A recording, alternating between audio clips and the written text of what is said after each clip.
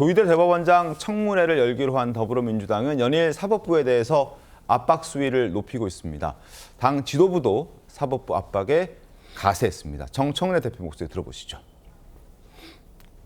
대법원장이 그리도 대단합니까? 대통령 위에 있습니까? 국민들의 탄핵 대상이 아닙니까?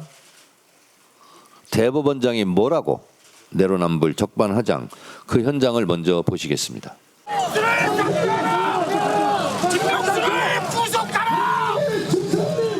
부끄러운 줄 알아야지 어디다 대고 삼권 분립 사망 운운합니까? 대법원장이 뭐라고 이렇게 호들갑입니까? 추미애 법사위원장을 비롯한 법사위원들께서는 열심히 해주시기 바랍니다. 대법원장이 뭐라고 이렇게 호들갑입니까? 그리고 추미애 법사위원장을 포함해서 법사위원들은 열심히 해달라라는 주문을 정청래 당대표가 했습니다. 자, 조선일보 신문 함께 보시죠.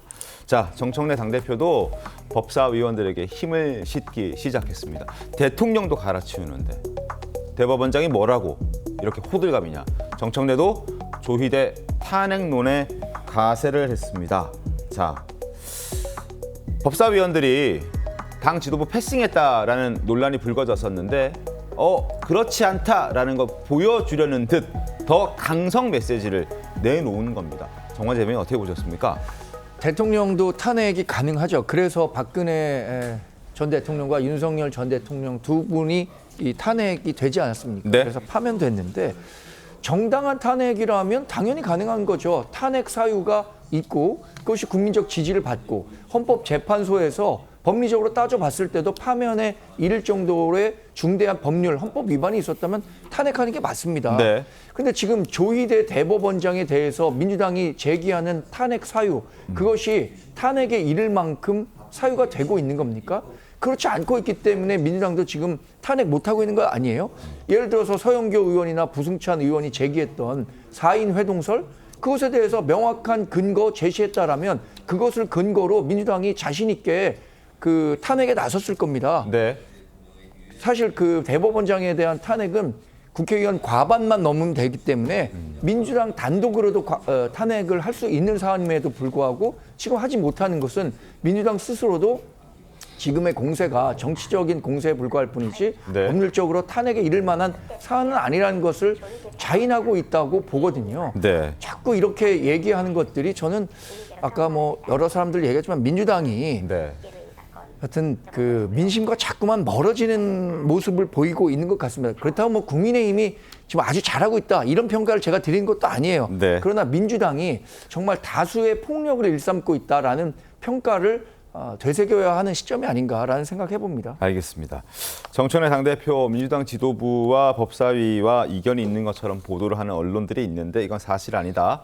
이간질하고 갈라치기를 하는데 꿈 깨시길 바란다라는 입장도 밝혔습니다. 그러면서 대법원장이 뭐라고 우리 국민은 박근혜, 윤석열도 탄핵했다. 대통령도 갈아치우는 마당에 대법원장이 뭐라고 이렇게 호들갑이냐라고 얘기를 했고 추미애 법사위원장도 한마디 더 했습니다.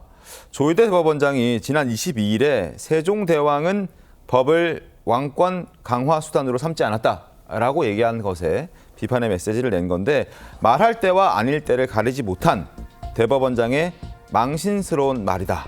자다가 봉창 두드리는 소리다라고 얘기를 했습니다. 자, 양지인 변호사님 어떻게 보셨습니까? 일단 조희대 대법원장의 입장에서는 어쨌든 삼권 분립의 원칙이라든지 아니면 헌법상 주어진 본인의 지위 내지는 책무에 대해서 좀 이야기를 하고 싶었던 것 아닌가라는 생각도 들고요.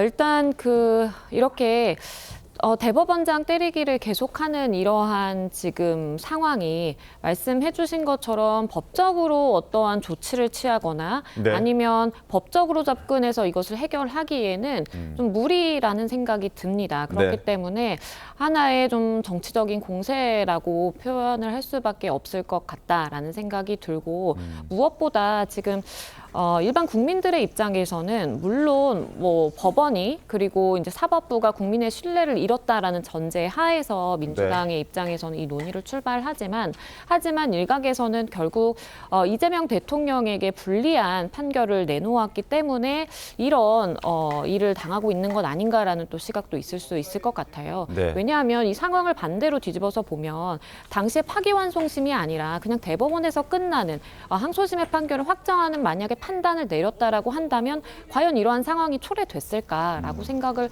해본다면 사실상 이 결과에 대해서 조금의 불만이라든지 아니면 좀 감정을 가지고 이렇게 정치 공세로 몰아가는 것 아닌가라는 또 생각도 듭니다. 알겠습니다. 김상희 평론가님 네. 그리고 또 궁금한 것이 그 원내 대변인이 며칠 전에 브리핑했을 때는 전혀 내용을 모르고 있었다라는 취지로 네. 입장을 밝혔었거든요. 그런데 정청래 당대표는 모르지 않았다. 우린 다 얘기하고 있다. 네.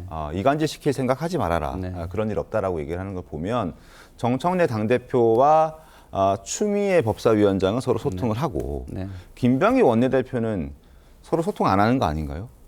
그런 아니 관계인가 처음에 지금? 정청래 대표도요 기자들이 물어보니까 답변을 안 했어요. 그런가요? 네. 처음에 이제 그렇게 답변을 안 하는 상황에서 원내에서 뭐 협조 요청이라는 브리핑이 있었던 겁니다. 네. 경고라는 건 아니었어요. 근데 이제 언론에서 이 정도면은 이거는 뭐 경고에 해당하는 거 아니냐라는 해석을 담아서 기사가 나간 것이고요. 네. 문제는 이런 겁니다. 지금 정청래 당대표의 발언이 저는 굉장히 위험하다고 보는 게 첫 번째는 갈아치운다라는 표현이 있잖아요. 대통령도 갈아치웠다. 대통령을 갈아치운다. 근데 이거는 뭐냐면 권한이 아니에요. 지금은 이제 권한처럼 얘기하는 게 문제인 거예요.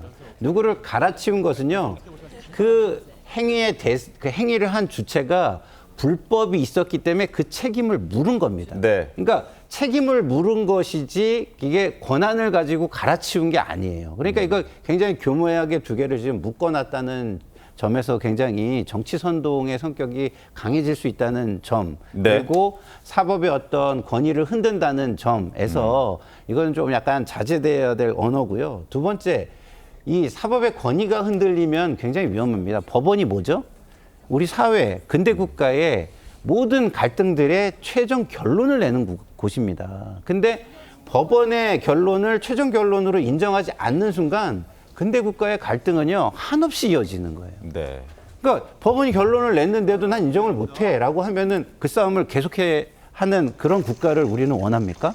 아니죠. 네. 결론이 내면 거기서 끊어주는 것이 필요하기 때문에 우리가 법원이라는 걸 만들어 놓은 거예요. 지금 저 논리라면 근대 국가에는 법원이 필요 없다라는 논리까지도 확장해서 얘기를 할 수 있는 것이기 때문에 네. 고위 공직자가 그 권력자가 저렇게 일반 국민들에게 굉장히 법원의 신뢰나 뭐 이런 법원의 어떤 권위를 흔들 수 있는 얘기를 일반화를 통해서 그리고 정치 선동을 통해서 쉽게 하는 거는 굉장히 위험하다 이런 말씀을 드립니다. 알겠습니다.